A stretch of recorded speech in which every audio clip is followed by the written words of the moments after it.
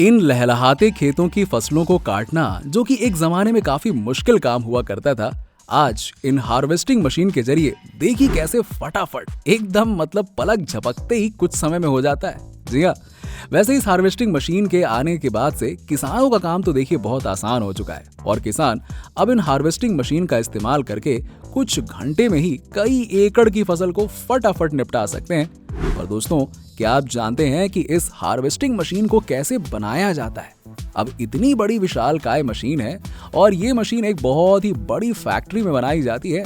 वैसे इस फैक्ट्री के बारे में मैं भी जानता हूँ और बस इसी फैक्ट्री की ओर मैं आगे बढ़ने वाला हूँ। पर इससे पहले मैं इस फैक्ट्री की ओर बढ़ूँ आपको ये दिखाने कि कैसे बनाई जाती है ये मशीन, लेकिन चैनल को सब्सक्राइब कर लीजिए उससे पहले और बेल आइकन भी दबा दीजिए, है ना?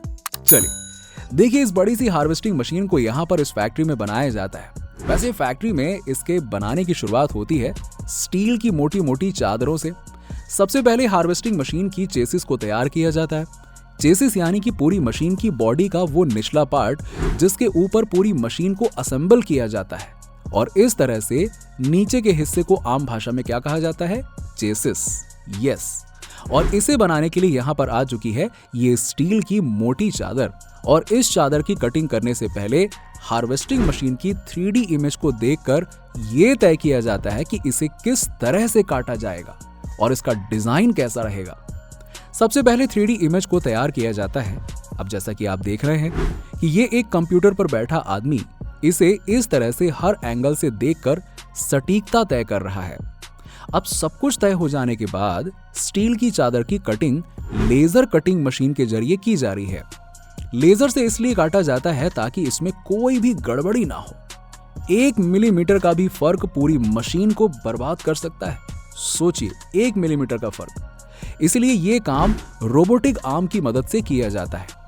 अब यहाँ पर स्टील की चादर देखिए कट चुकी है, जिसके बाद फैक्ट्री के वर्कर अब इस चादर के कटे हुए टुकड़े को आपस में जोड़ रहे हैं।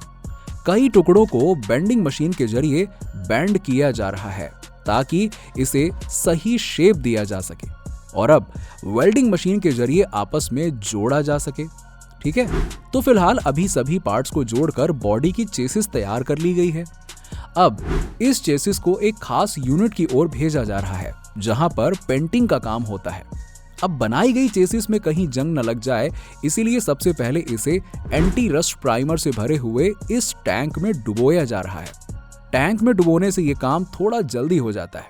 हाथों और मशीनों से स्प्रे करने में इसमें ज्यादा वक्त लग सकता है, इसीलिए इस तरीके से किया जाता है।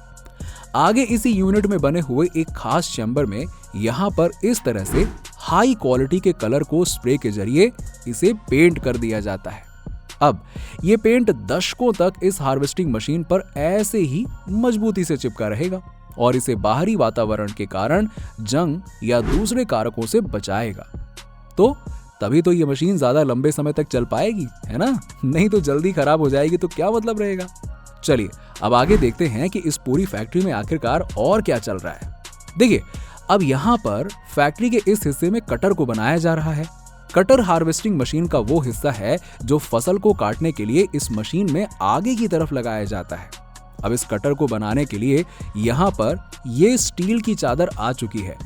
अब इस स्टील की चादर को एक लेजर कटिंग मशीन में भेजा जा रहा है, जहां पर कटिंग का काम पूरा होने के बाद एक प्रेसिंग मशीन के जरिए इसे एक आदमी बैंड करके सही आकार दे रहा है। अब वेल्डिंग मशीन से सभी हिस्से को जोड़ देने के बाद इसमें इस तरह के स्टील की चादर के बने हुए ब्लेड बार को लगा दिया गया। हाँ, यही वो ब्लेड्स हैं जो खेतों में खड़ी फसल को काटने का काम करेंगे। जी हाँ, यानी कि कटर बनकर तैयार हो चुका है। अब इसे भी सेम प्रोसेस की तरह पहले एंटी रस्ट प्राइमर में डुबोया जाएगा और फिर इस तरह से एक स्प्रे गन की मदद से इस पर हाई क्वालिटी कलर को पेंट कर दिया जा रहा है।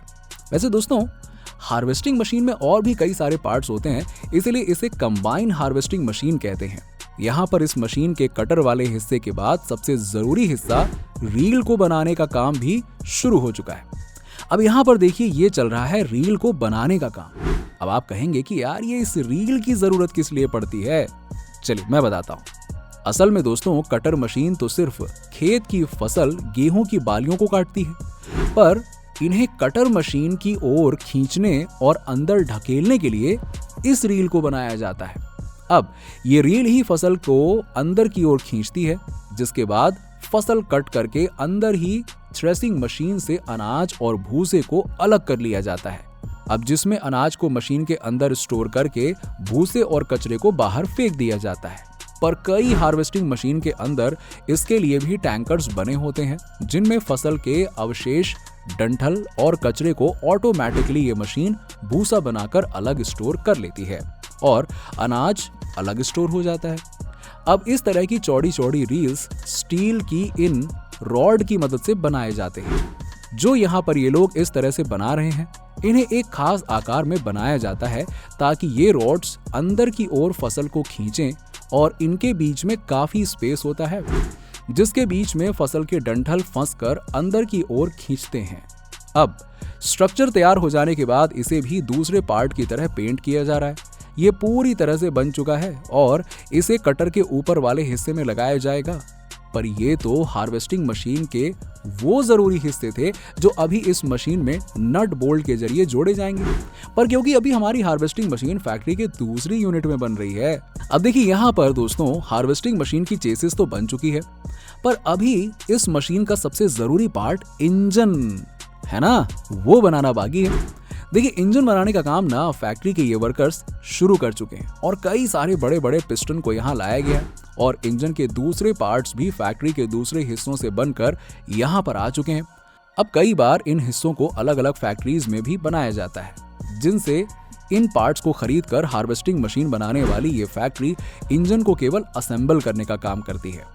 Silencer, oil filter, radiator, bearing वगैरह सब कुछ अच्छे से चेक करके इंजन को बांधा जा चुका है, यानी कि सेट किया जा चुका है। अब इंजन को पूरी तरह से इस तरह से सील कर दिया जाता है ताकि इसके अंदर पानी की एक बूंद भी ना जा सके।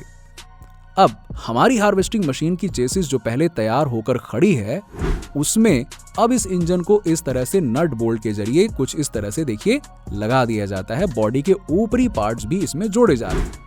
अब बाकी के पार्ट्स जो पहले से बन चुके हैं, जैसे कि कटर और रील को भी आपस में जोड़कर यहाँ पर फैक्ट्री के इस असेंबल वाले एरिया में हार्वेस्टिंग मशीन के साथ जोड़ दिया जाता है।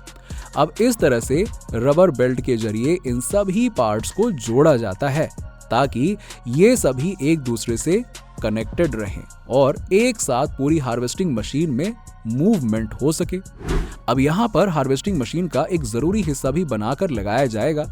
इसे देखिए, इसे ऑगर कहते हैं। ये बिल्कुल एक पाइप की तरीके से होता है जो कि हार्वेस्टिंग मशीन के थ्रेसिंग सिलेंडर के पास लगाया जाता है। अब देखिए असल में इस पाइप के जरिए ना फसल का कटा हुआ या बचा हुआ अवशेष यानी कि कचरा ये बाहर की ओर फेंका जाएगा, या फिर कई हार्वेस्टिंग मशीन में तो ये कचरा भी नीचे बने एक टैंकर में स्टोर कर लिया जाता है। ऑगर को इस तरह से बनाकर पेंट करके इसे भी हार्वेस्टिंग मशीन के दूसरे पार्ट्स की तरह इसमें जोड़ दिया जाता है। हार्वेस्टिंग मशीन के लगभग सभी हिस्से जोड़ दिए गए हैं और अब ये बिल्कुल खेतों में दिखने वाले विशालकाय हार्वेस्टिंग मशीन की तरह दिख रही है। पर अभी यहाँ पर इसे चलाने वाले ड्राइवर के लिए एक खास इंतजाम करने के लिए यहाँ पर फैक्ट्री में इस तरह से लगने वाली छत को बनाया जा रहा है। ड्राइवर की सीट के ऊपर एक मोटे वाटरप्रूफ कपड़े से इसकी छत बना दी जाती है। इसे चलाने वाले को धूप और बारिश का सामना ना करना पड़े। कई बड़ी हार्वेस्टिंग मशीनों में ड्राइवर के लिए कैबिन भी बनाए जाते हैं। फिलहाल अब देखिए हमारी हार्वेस्टिंग मशीन तो देखिए पूरी तरह से बनकर तैयार हो चुकी है। अब बड़े बड़े लहराते हुए खेतों में फसलों को हार्वेस्टिंग करने के लिए एकदम तैयार है। और आपको ये जान के काफी हैरानी होगी कि ये मशीन मात्र 1 घंटे के अंदर 4 एकड़ के गेहूं के खेत से फसल की हार्वेस्टिंग कर लेती है।